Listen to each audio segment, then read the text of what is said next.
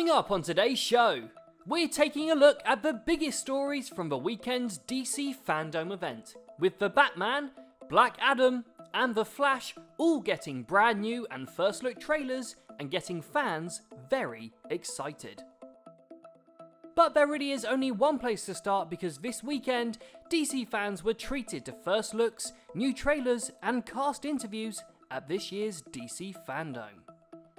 And we're starting with the brand new trailer that shows us the return of Gotham's Dark Knight in Matt Reeves' The Batman.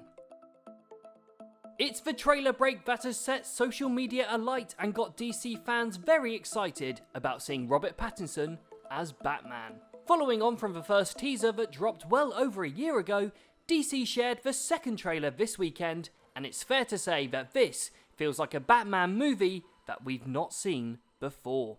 The latest trailer showed fans more of its dark, crime noir tone, and more importantly, showed us much more of what we can expect from Robert Pattinson as both Bruce Wayne and Batman.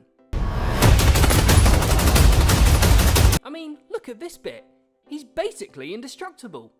As well as giving us our first real glimpse of Zoe Kravitz's Selina Kyle and Catwoman, Colin Farrell's Penguin, yes, that is actually Colin Farrell, and perhaps most strikingly, Paul Dano's Riddler. Matt Reeves' take on Batman and Gotham is understandably getting a lot of people excited, and in all honesty, everything about this take on the franchise feels like the Gotham City in today's world.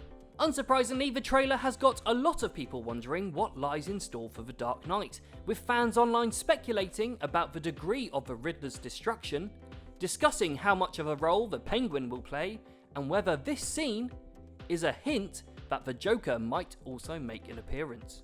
I guess only time will tell. Matt Reeves' The Batman is set for a release in March next year, and it already promises to be one of the most daring takes on the franchise yet. I've been trying to reach you. Find the God! Moving on from the current Batman to the movie that is rumoured to see a legendary ex-Batman return once again to the role.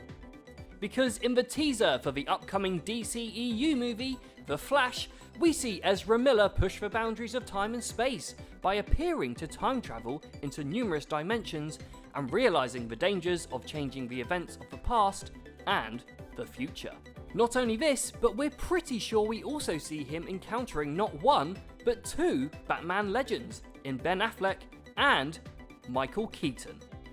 It's fair to say that the DCEU have taken inspiration from Marvel's explorations of the multiverse, and fans online are convinced that the opening of the trailer sees the Flash rock up at Wayne Manor that's inhabited by Michael Keaton.